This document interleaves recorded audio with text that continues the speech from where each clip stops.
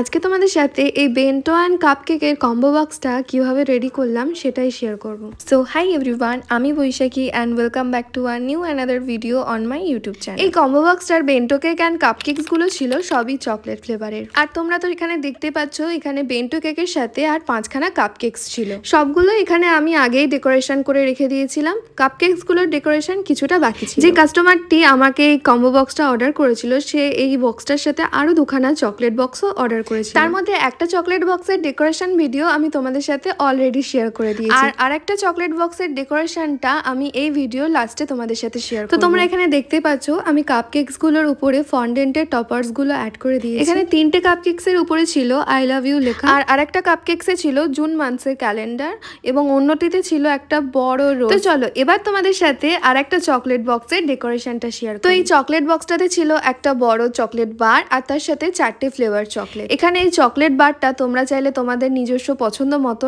নাম, ডিজাইন সমস্ত কিছু কাস্টমাইজ করতে পারো। তাহলে দেখতে দেখতে আমাদের কম্বো বক্স, চকলেট বক্স সমস্ত কিছু বানানো কমপ্লিট। তো আজকের ভিডিওটা এখানেই এন্ড করলাম। দেখা হচ্ছে নেক্সট ভিডিওয়ে।